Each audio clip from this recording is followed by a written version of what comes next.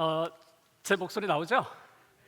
네, 누가 오든지 이렇게 의례적으로 환호성을 질러주시는 거죠? 네, 하여간 반갑습니다. 네, 제가 오늘 설교 강의 주제를 잘못 정한 것 같아요. 저는 이렇게 어린 아이들이 많이 올지 몰랐거든요.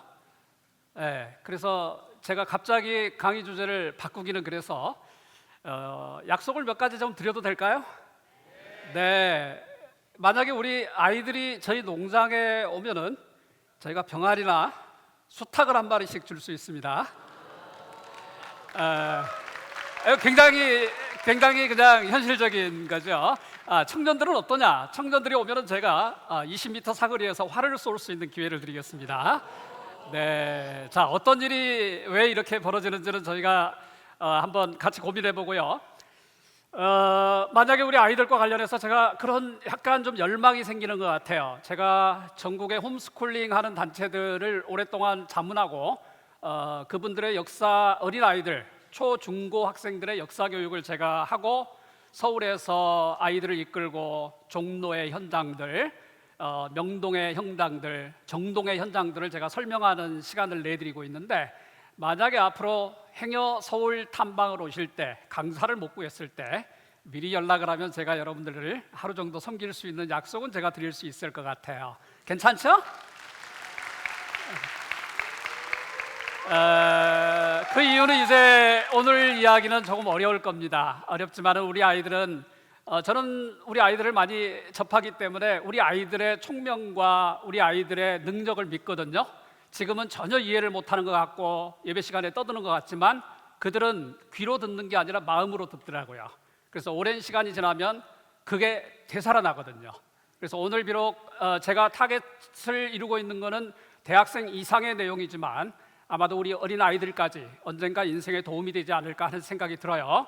자, 제가 앞 설교 우리 목사님 설교 들으면서 참 많은 걸 생각했는데 오전에 그리고 지금까지 제가 2003년에 제가 프린스턴에서 박사학위를 하고 와서 한국에서 했던 일이 한국 기독교를 정리하는 일이었는데 우리 목사님의 뜻과 그 다음에 세계리교의 다음 시즌2에 대한 비전들 어떻게 보면은 저는 다른 결을 가지고 있지만 유사하지 않을까 해서 1년 전에 월드비전에서 만들었던 영상 하나 보여드리면서 우리가 같이 공감대를 느껴보고 이야기를 들어가 보도록 하면 어떻겠습니까?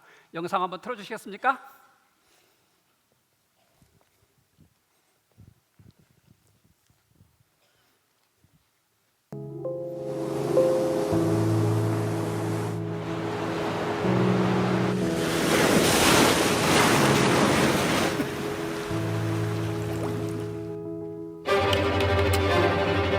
스마트폰 중독 증상을 보이는 어린이들이 늘고 있습니다. 빈곤 청년층의 우울감이 크게 늘어난 것으로 조사됐습니다. 우리나라 청소년의 사망 원인 1위가 10년째 극단적 선택인 것으로 나타났습니다. 고립 은둔 청년이 전국에서 18만 명에 달하는 것으로 파악됐습니다.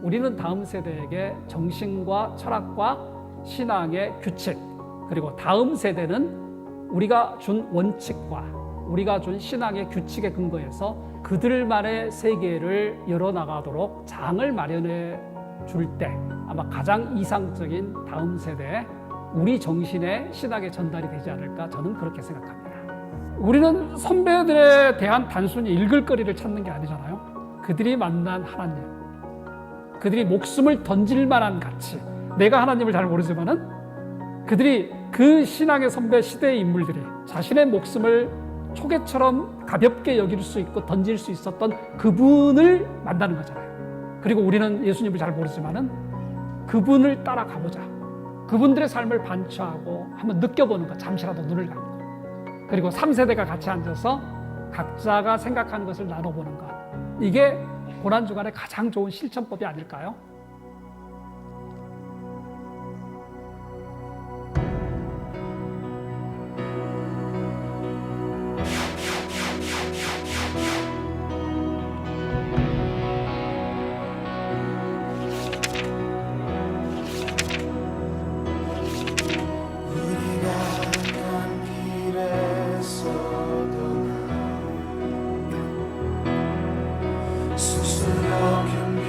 나를 위하여 울지 말고 너희와 너희 자녀를 위하여 울라 하신 예수님의 말씀처럼 다음 세대를 위해 기도합시다.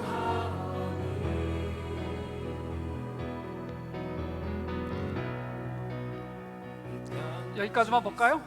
제가 제한된 시간이 있기 때문에 이 영상은 작년에 월드비전 코리아가 저희가 출간한 책, 오늘 좀 일부 가져온 책들을 보고서 우리 한국교회와 사순절, 고난주간까지 좀 나누었으면 해서 영상 작업을 한 내용입니다.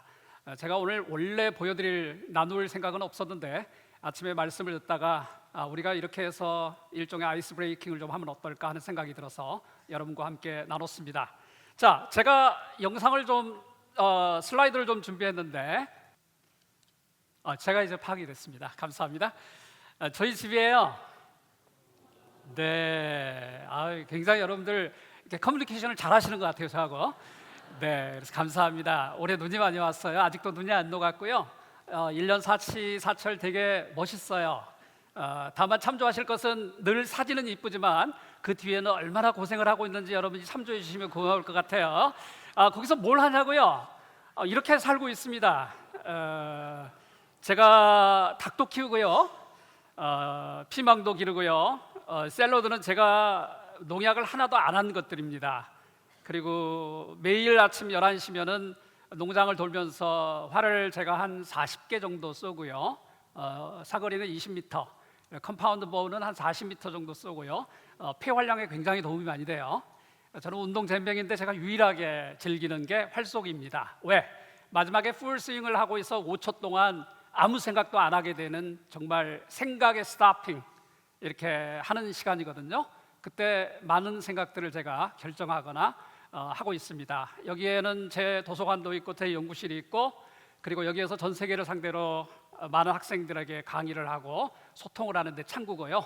가끔 일이 있을 때 이렇게 서울에 와서 전국에서 오는 아이들과 함께 도대체 역사가 무엇일까, 신앙이 무엇일까를 같이 논의하는 시간을 갖고 있습니다. 제가 이곳에 저는 저 스스로를 자발적인 유배를 시킨 사람이라고 표현합니다. 행복한 시골 사막의 수도자이고요, 저는 공식 명칭이 농부신학자입니다. 이런 말씀을 드리기가 참 힘들지만은 우리 자라나는 아이들에게 좋은 학교를 가자고 말해야 되는데, 제가 느낀 거는 좋은 학교를 가봐야 참 인생을 더 늦게 깨닫더라고요. 그래서 여러분들도, 저도 물론 서울대학교에서 공부를 했고 미국의 하버드 대학에서 공부를 했고, 저는 최종 학위를 프린스턴에서 했던 역사학자입니다. 근데 2016년에 제가 한센인들, 예전에 문둥병자라고 불렀죠. 우리 한센인들이 살고 있는 소록도에서 7년 동안 부분적인 머슴 생활을 하다가 제 나이 50이 됐을 때 저는 많은 것을 깨달았습니다. 그리고 더 이상은 이렇게 살아서는 안 되겠다라는 생각을 했고, 도대체 내 본질이 뭘까? 내가 남은 인생에 하나님과 어떤 관계를 맺어야 되고, 우리 한국 사회에서 참 좋은 목사님들도 많지만은 내가 감당할 부분은 어떤 것인가를 고민하게 되었습니다. 그때 저에게 굉장히 도전을 주었던 책 한 권, 바로 그 글구절부터 한번 볼까요? 저 자신에 대한 일종의 리플렉션이었습니다. 반성이었습니다. 허영이라는 거죠. vanity. 허영은 자신들의 노력을 공공연하게 알리기를 원하고, 어디 대학 나왔다? 올레이를 받았다, 하버드 대학에서 무슨 장관상을 받았다? 자신들의 노력을 공공연하게 알리기를 원하고 사람들로부터 얻는 영광을 찾아 헤맵니다.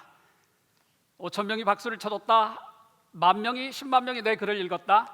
그것은 울부짖는 악마에 대한 환상을 일으키고, 치유받은 여자들, 남자들, 그리고 목회자의 옷을 만지면서 부러워하는 그 모습을 원하는 군중에 대한 생각을 가져옵니다. 저는 현재 역사학자로서 지난 2000년 기독교 역사 가운데 누구든지 읽어야 되는 핵심적인 자료를 발굴해내고, 제가 라틴어를 전공한 학자이기 때문에 오래된 자료들을 읽으면서 우리가 기독교의 한 부분이 아니라, 내가 믿고 싶은 한 부분이 아니라 우리 전체가 공유할 수 있는 커먼 그라운드가 뭘까, 운동장이 뭘까, 거기에 대한 학적인 연구와 결과물을 만들어내고 있는 입장입니다. 그런 상황에서 저에게 도전을 주었던 이 구절은 저를 모든 것을 그만 내려놓게 했고, 사실 엄밀히 말하면 제가 능력이 없기 때문에 더 이상 살아갈 능력이 없었어요. 그래서 시골로 들어갔는데, 나중에 알고 보니까 제가 강원도 화천 시골에 들어가서 5년 동안은 흙만 만졌습니다. 흙만. 5년 동안은 덕지덕지 붙어있는 내 삶의 모습에 녹과 쓰레기들을 이렇게 떨궈내는 게 의식적으로 되지 않잖아요. 영어 버케블러리 2,000개 외운다고 그게 되는 게 아니지 않습니까? 그리고 나서 긴 시간이 흘렀고 마치 이제는 다시 학생들을 가르치고 성도들과 함께 공부를 하고 다시 열정적으로 책을 내는 바로 이 시점에 그래도 오랫동안 저를 사랑해 주셨던 우리 손현보 목사님께서 얼굴 한번 보고 싶다고 내려오라고 그래서 제가 사실 다른 사람이 말했으면 이렇게 안 내려와요. 목적이 뭐고 이유가 뭘까요? 왜 그러냐면 저도 한 시간이 되게 소중하지 않습니까? 여러분만큼이나, 그죠? 저는 그 소중한 시간을 주로 닭과 우리 댕댕이 3마리와 가을에 걷어놓은 수확물을 정리하는 데 보내면서 저는 일종의 삶의 수도를 하는 사람입니다. 그런데 제가 너무 존경하는 목사님이 내려오라 그러니까 뭐 하는 줄도 사실은 4일 전까지 몰랐어요. 제가 왜 내려오는지를. 그리고 와보니까 또 여러분과 함께 그동안의 사역에 대한 것을 좀 나눴으면 한다고 그래서 제가 오늘 짧게 말씀을 좀 준비했습니다. 원래 이거는 이제 박사과정 같은 경우는 90분 수업이고 사실은 2시간 반 수업이에요. 그리고 지난주 금요일에는 뭐 1시간 반을 했는데 여러분 교회는 워낙 세련되기 때문에 35분 안에 해도 다 이해할 거라고 해서 제가 아주 핵심만 나누도록 하겠습니다. 여러분 교회의 절기 가운데 이 책들은 굳이 안 사셔도 돼요.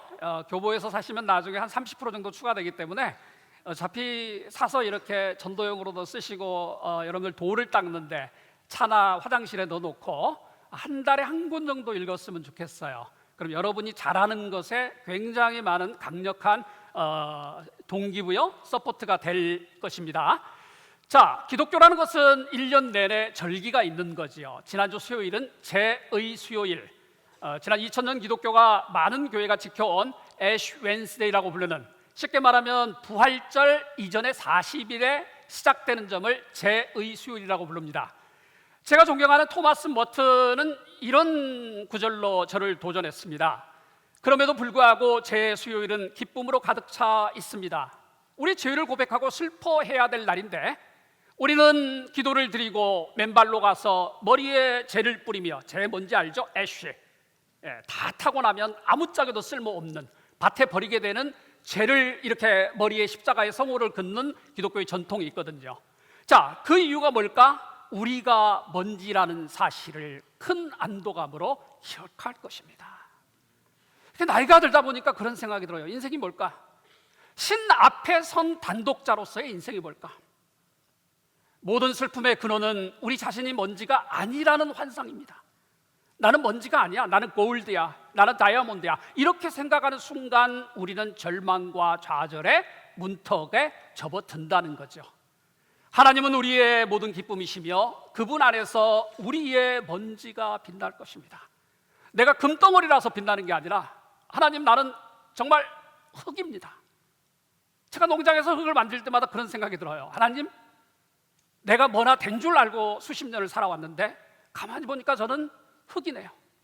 하늘의 태양이 떠올라야지 나는 생명을 입고 온기를 입고 식물을 길러낼 수 있는 나는 그런 존재였네요. 여러분, 때로 정말 많은 것을 추구하고 싶을 때가 있지 않습니까? 내 인생이 뭔데?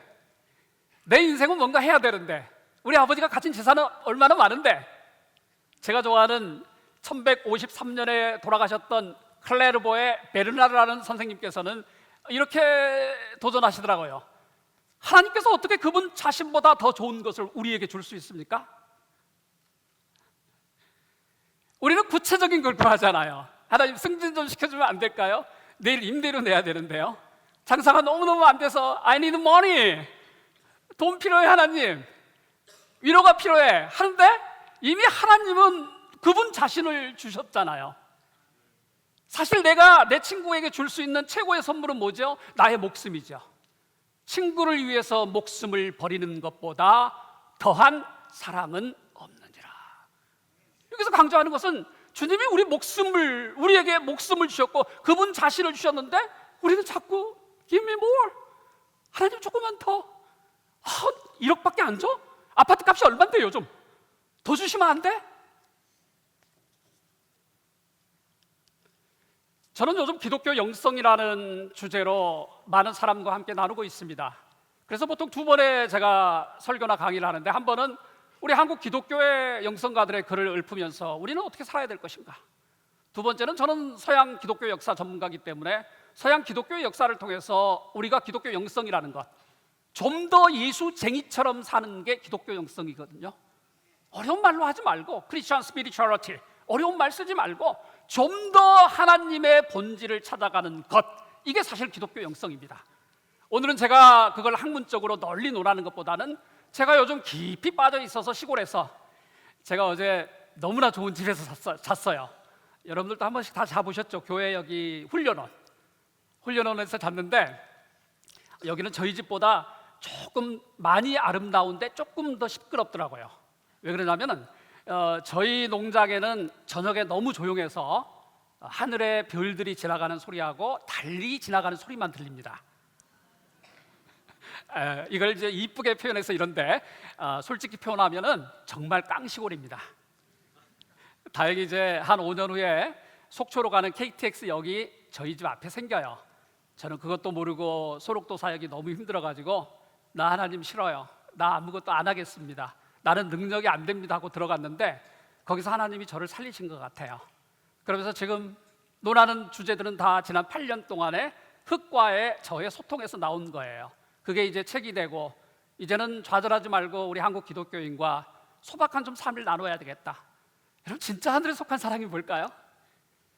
하늘에 속한 사랑, 우리 하늘 좋아하잖아요. 하나님, 하늘에 속한 사람은 마침 존재하지 않는 것처럼 자신을 잃어버리는가.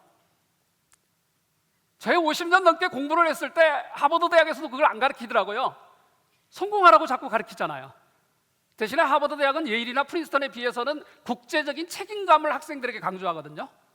하지만은 인간이 무엇인가는 잘 안 가르치시더라고요. 세속적인 사랑은 하나님을 두려워하지 않고, 미안합니다, 앞쪽으로 가야 되는데, 앞쪽으로 어떻게 가죠? 하늘에 속한 사랑, 하늘에 속한 사랑은 마치 존재하지 않는 것처럼 자신을 잃어버리는 것, 자신에 대한 어떤 것도 느낄 수 없는 것, 그리고 자신으로부터 빠져나와 거의 파멸된 듯한 것입니다. 연애 편지 쓸 때 인용해도 좋은 구절 같아요. 제가 더 많은 이야기는 페이스북에 기독교 영성을 치시면 매일 글들이 올라가 있고요. 상당히 많은 목회자들과 성도들이 보고 있어요. 그리고 농촌 생활에 대해서는 유튜브에서 농부 신학자를 치시면은 저희 집의 닭 이야기, 댕댕이 이야기도 많이 나와 있습니다. 자, 하늘에 속한 사랑은 이런데, 제가 어느 날 보니까 저는 너무 세속적인 사랑을 하고 있는 것 같아요. 세속적 사랑은 어떤 표현일까요? 하나님을 두려워하지 않고 그를 선택하지도 않으며 자신을 기쁘게 하는 것은 어떤 것이든지 스스로를 향해 끌어들여요. 하나님의 이름으로, 하나님의 이름으로 내가 좋아하는 것을 끌어들여요. 이게 사실은 세속적 사랑이에요. 세속적 사랑이라고 하니까 무슨 남녀 간에 썸띵이 있거나 남의 걸 훔쳐먹거나 이런 것만은 아니에요. 하나님이 보시는 진짜 세속적인 사랑은 왜 나를 놔두고 너 자신 위주로 세상을 보느냐는 거예요. 그는 피조물 가운데서 찾는 모든 것에 대해서 하나님 앞에서 담대하게 변명을 늘어놓아요. 하나님, 나 이거 뭐 할 건데요? 나에게 이걸 주시면 나는 이거 할 건데요? 이건 사실은 우리의 신앙 선배들은 스스로를 속이고 하나님을 속인다고 표현을 하고 있어요. 그래서 우리가 진정한 사랑을 위해서, 하늘에 속한 사랑을 위해서 찾아가야 되는데, 사랑을 얻는 것은 사실 결코 쉽지 않아요. 왜? 하나님의 진정한 사랑을 느끼기 위해서는 우리가 버려야 될 게 많거든요. 이게 말이죠, 설교할 때는 버리라 하면은 굉장히 쉽게 말을 하는데, 제가 시골에서 흙을 만지면서 풀을 뽑으면서 느꼈던 나를 버리는 작업은 결코 쉽지 않더라고요. 왜? 나를 버린다는 것은 때로는 우주를 버리는 거거든요. 내가 평생 쌓아왔던 자존감을 버리는 것 아닐까요? 그런데 하나님은 이렇게 도전하시더라고요. 선배들의 말을 통해서. 자, 보잘것없는 사람아, 잠시 당신의 일로부터 도망치십시오. 사실 우리에게 가장 중요한 것은 뭔가를 축적해서 살아나는 것이 아니고, 나의 재산의 항목을 늘려가는 게 아니고, 하나님 앞에 벌거벗고 서 있는 내 모습을 찾아가는 거라고 저는 생각해요.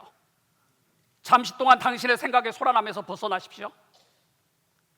생각 좀 안 하면 안 될까요? 염려 좀 안 한다고 5분 동안 아무 염려를 안 한다고 세상이 망할까요? 그러지는 않은 것 같아요. 왜요?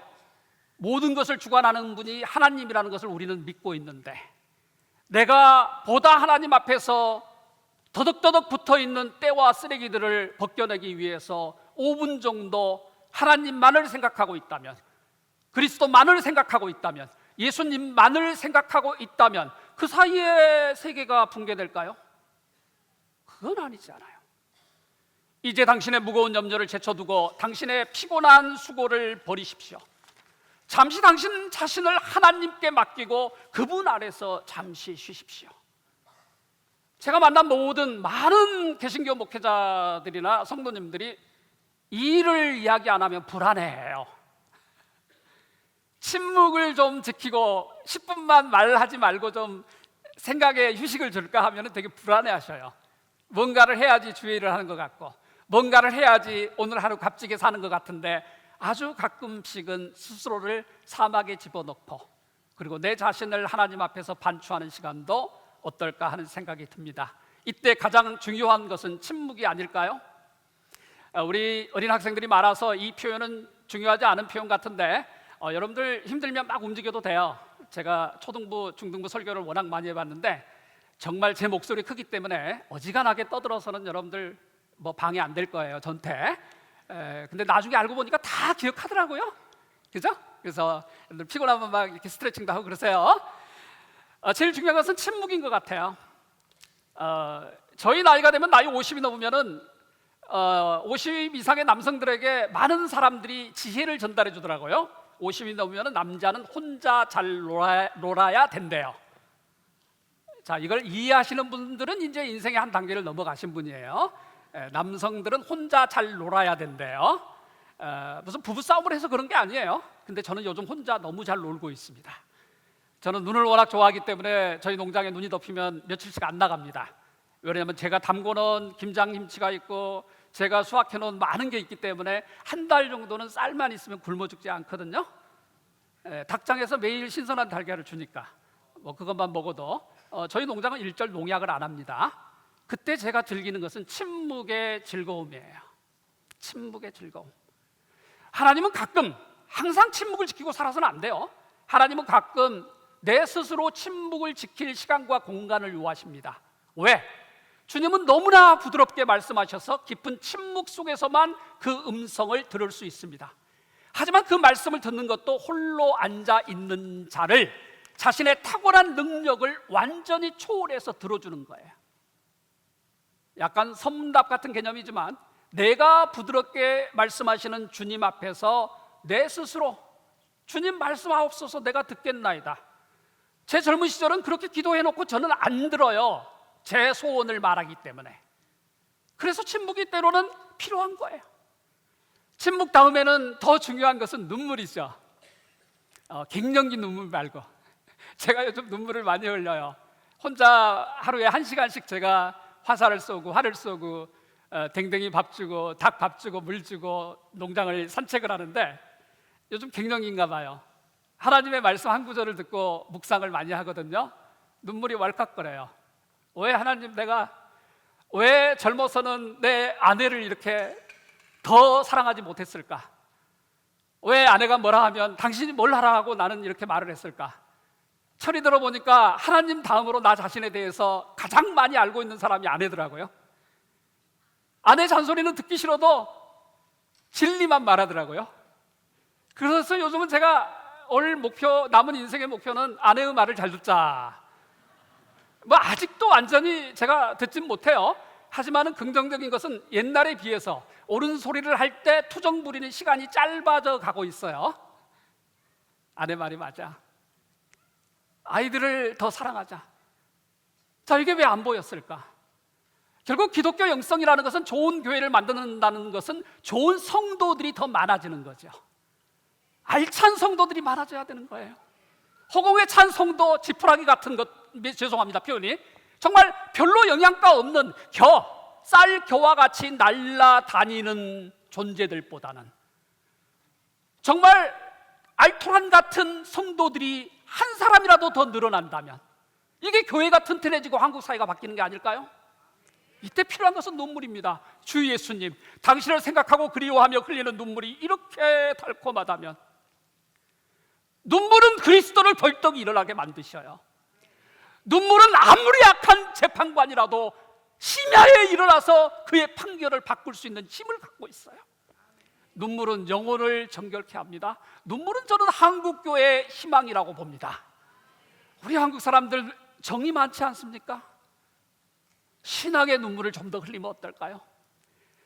주 예수님, 당신을 생각하고 그리워하며 흘리는 눈물이 이렇게 달콤하다면 당신의 얼굴을 마주하는 기쁨은 얼마나 달콤하겠습니까?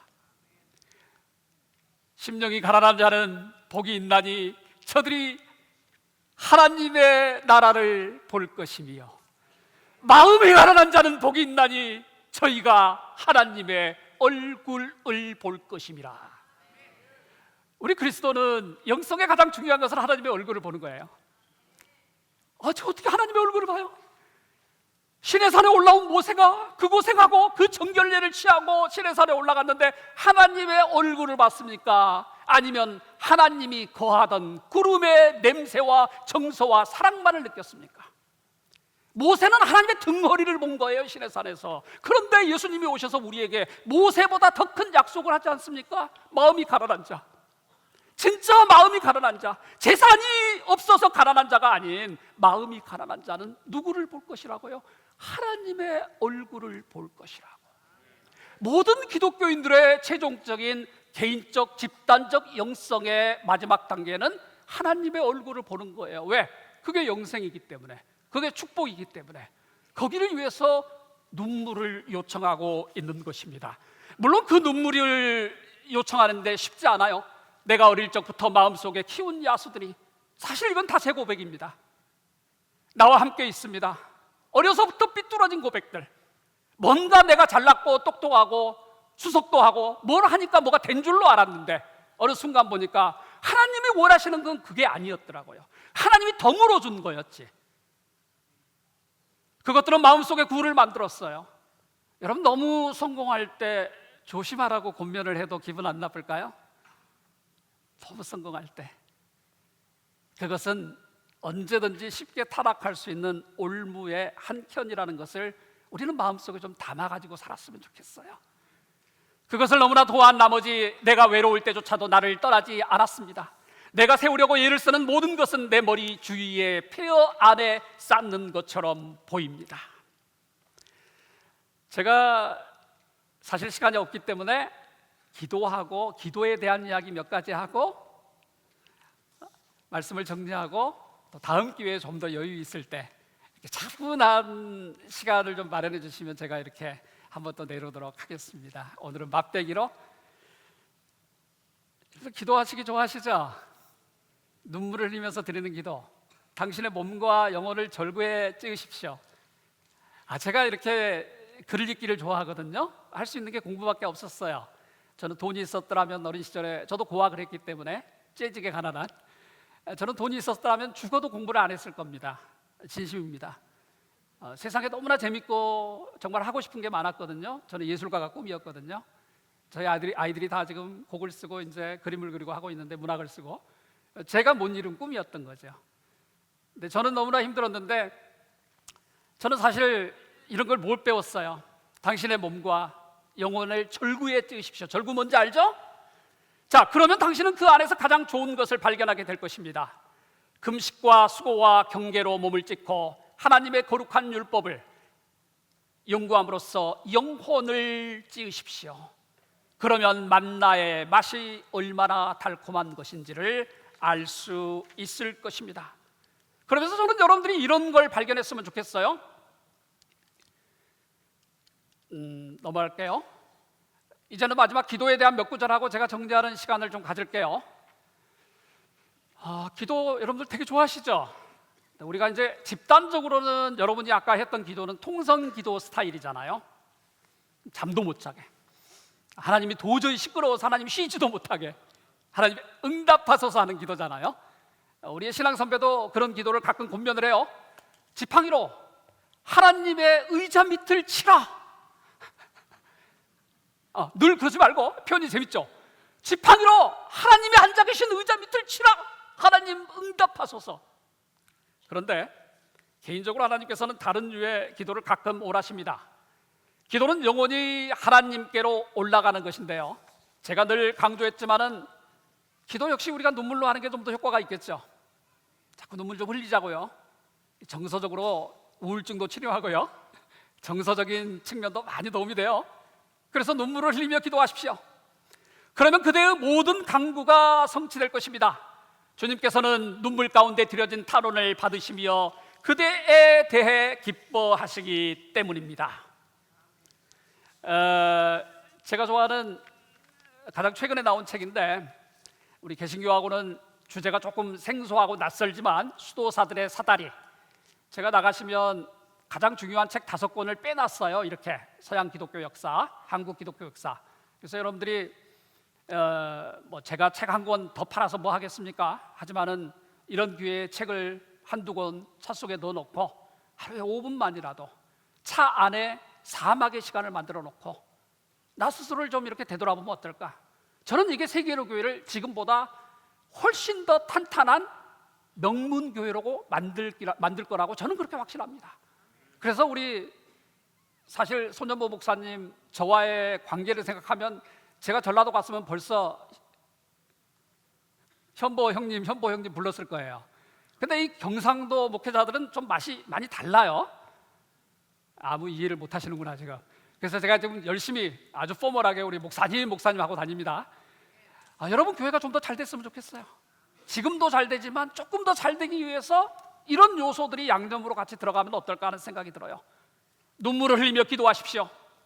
그러면 그대의 모든 간구가 성취될 것입니다. 주님께서는 눈물 가운데 들여진 탄원을 받으시며 그대에 대해 기뻐하시기 때문입니다. 당신은 진정 기도하기를 원하십니까? 그러면 세상에 속한 것들을 떠나십시오. 하늘을 당신의 고향으로 삼고 거기에 지속적으로 사십시오. 하늘에 있는 당신의 시민권을 항상 지키십시오. 진짜 기도라는 것은요, 조금 더 이렇게 고급 기도는 이런 것 같아요. 달라고 하는 기도를 한 5분만 하면 안 될까요? 하나님이 얼마나 나를 정말 사랑스러워해서 내가 하나님 이름 석자만 들어도 내 입에서 달콤한 향기가, 내 심장에서 달콤한 향내가 날 정도의 기도를 해보면 어떨까요? 저는 종종 기도하면서 내게 좋다고 생각했던 것이 내게 이루어지기를 요청했어요. 저도 제가 40대까지는 아무도 저에게 기대하지 않았지만 내가 한국교회를 책임져야 된다고 생각했어요. 억지로 사람들을 만나고 시간을 내달라고 그러고 후원을 해달라고 그러고 그렇게 살았던 것 같아요. 그런데 어느덧 몇몇 계기가 통해서 사실 한센인들이 사는 소록도는 저의 스승이었습니다. 제가 교과서에서 배울 수 없는 많은 문제를 저에게 제기해 줬고 인생을 어떻게 살아야 될 것인가를 저에게 알려주셨는데, 제 고백입니다. 내 자신의 요구를 주장하고 하나님의 뜻을 강요하려고 말도 안 되게 시도한 적이 사실 많았습니다. 그렇게 기도해서는 안 된다고 저는 이제 제가 개인적으로 생각을 한번 해보았습니다. 왜요? 내가 구한 것은 하나님이 나에게 주신 선물이 아니라, 나에게 주신 많은 이력서가 아니라, 진짜 내가 구해야 했던 것은 하나님의 얼굴이었기 때문입니다. 묵상하는 동안에 갈망의 불, 우리 하나님 당신을 더욱 온전히 알고자 하는 열망이 더욱 커졌습니다. 나는 당신을 보면 볼수록 더 이상 외부 문자의 껍데기가 아니라 내부, 즉 문자의 숨겨진 의미를 추구하게 됩니다. 제가 오늘 결론을 들어갈까요? 제가 1분 남았는데 결론 조금 빨리 할게요. 신학적으로는 좀 세계로 교회하고 안 맞을 수도 있지만, 제가 어느덧 지난주에 영상을 보면서 참 마음에 와 닿는 글 구절 하나를 뽑아왔습니다. 보네파 아버지 가문이 굉장히 명문 가문이었고 의사 집안의 아들이었어요. 19세기 말에 이분이 하나님을 믿고 목사가 돼서 마지막 히틀러 암살 사건에 직접 개입하게 된 분인데, 이분이 사형장에 끌려가면서 마지막 남겼던 고백이 아마 우리 한국교회, 특별히 저 자신에게, 우리 신학자들에게, 목회자들에게 유용하지 않을까 한번 생각을 해보았습니다. 값싼 은혜는 우리 자신에게 베푸는 은혜입니다. 값싼 은혜는 회개를 요구하지 않는 용서, 교회의 권징이 없는 세례, 고백 없는 성찬을 설교하는 것입니다. 값싼 은혜는 제자도 없는 은혜, 십자가가 없는 은혜, 살아계시고 성육신하신 예수 그리스도가 없는 이해입니다. 우리는 가난해져야 된다는 것을 끊임없이 강조하고 있는데, 인간은 소유보다 결핍 속에서 자기 자신을 더 알게 되기 때문입니다. 없음이라는 게, 빈곤이라는 게, 역경이라는 게 우리의 정신을 더 맑게 하거든요. 우리가 어떻게 살아야 되고 믿어야 될 것인지에 대한 근본적인 질문을 던져주기 때문입니다. 하지만 하나님께서는 우리에게 희망을 주셨죠? 언제까지 눈물을 흘리게 할 것인가? 이 구절이었습니다. 로렌스 커닝햄이 이렇게 말을 하고 있더라고요. 우리가 절망하지 말아야 될 것, 우리의 삶이 힘들고 당장 내일 돈 몇만 원이 더 필요하고 나의 일생의 진로에 승진에 있어서 많은 고민이 있더라도 우리가 절망하지 않아야 될 이유는, 우리는 절대적으로 투명하고 신성이, 하나님의 빛이, 하나님의 온유하심이, 하나님의 은혜가 항상 빛을 발하고 있는 세상에 살고 있기 때문입니다. 우리 어린 아이들이 아무것도 모르지만 위험한 길이라도 성큼 내디디려고 하는 이유가, 그 아이의 뒤에는 누가 있어요? 엄마 아빠가 계시죠. 우리가 어려움 가운데서도 세상을 당차게 살아나가려고 하는 이유가 절대적으로 투명하고 능력이 있으신 신성이, 하나님의 성품이 항상 빛을 발하고 있기 때문입니다. 우리 그런 세상에 살잖아요. 그게 사실이잖아요. 그 사실을 믿는 것을 신앙이라고 부르잖아요. 저는 우리 어린 젊은이들이 무엇을 해야 할지를 생각하면서 살지는 않았으면 좋겠어요. 어떤 존재가 되기를 원하냐는 질문을 어린 시절부터 던져봤으면 좋겠어요. 되게 어려운 질문이거든요. 사람은 무엇을 이루는가로 척도되지 않죠. 그가 어떤 존재인가로 역사는 그를 기억하기 때문입니다. 여러분, 교회 오니까 제가 이 권면은 할 필요가 없는데 괜히 더한 것 같은 아쉬움이 생겨요. 여러분, 모든 일에 용감해지기 시작하십시오. 기독교 영성의 마지막 권면입니다. 어둠을 몰아내고 빛을 퍼뜨리십시오. 당신의 약점을 바라보지 마십시오. 대신에 십자가에 못 박히신 그리스도 안에서 당신은 모든 것을 할 수 있다는 것을 깨달으십시오. 아멘. 다음 기회가 된다면 좀 더 풀어서 구체적으로 우리의 삶과 교회와 구역 모임에 대해서 우리가 어떤 도움을 살짝 같이 드릴 수 있을까? 왜? 성경은 목사님께서 워낙 잘 강의하고 계시니까. 자, 그런 면에서 또 기회가 된다면 여러분과 함께 교제를 이어가기를 소망합니다.